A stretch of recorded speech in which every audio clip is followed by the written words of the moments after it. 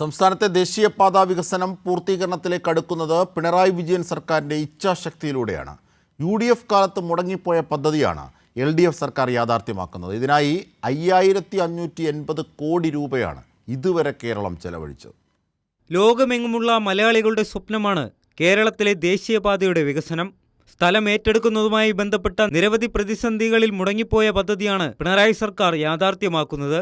ചരിത്രത്തിൽ ആദ്യമായാണ് ദേശീയപാതാ വികസനത്തിന് ഭൂമി ഏറ്റെടുക്കാൻ ഒരു സംസ്ഥാനം പണം കണ്ടെത്തി കേന്ദ്ര സർക്കാരിന് നൽകിയത്. ഇതിനായി 5580 കോടി രൂപ ഇതുവരെ കേരളം ചെലവഴിച്ചു. വിവിധ ഘട്ടങ്ങളിൽ കേന്ദ്ര ഗതാഗത മന്ത്രി നിതിൻ ഗഡ്കരി സംസ്ഥാനത്തെ പ്രശംസിച്ചതും ഇതുകൊണ്ടാണ്. എല്ലാ ആഴ്ചയിലും പ്രവർത്തന പുരോഗതി വിലയിരുത്തിയാണ് പൊതുമരാമത്ത് വകുപ്പ് മുന്നോട്ടു പോകുന്നത്. 2025 ഡിസംബറിൽ ഈ പാതയുടെ വികസന പ്രവർത്തനങ്ങൾ ഏറെക്കുറെ പൂർത്തിയാകുമെന്നാണ് പ്രതീക്ഷ. കേന്ദ്ര ഗതാഗത മന്ത്രിയുമായി മുഖ്യമന്ത്രിയും പൊതുമരാമത്ത് വകുപ്പ് മന്ത്രിയും നടത്തിയ ചർച്ചയും സംസ്ഥാനത്തിന് കൂടുതൽ പ്രതീക്ഷ നൽകുന്നതാണ്.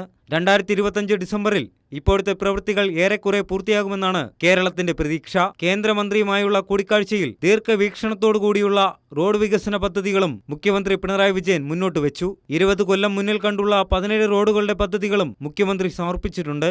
സംസ്ഥാനം ഏറെ പ്രതീക്ഷിക്കുന്ന ടൂറിസം വരുമാനവും മറ്റ് വ്യാവസായിക വളർച്ചയിലെ കുതിച്ചുചാട്ടവും ദേശീയപാതാ വികസനം പൂർണ്ണമാകുന്നതോടെ യാഥാർത്ഥ്യമാകും. എല്ലാം പൂർത്തിയാകുന്നത് പിണറായി സർക്കാരിന്റെ ഇച്ഛാശക്തി കൊണ്ടുകൂടിയാണ്. കൈരളി ന്യൂസ്, തിരുവനന്തപുരം.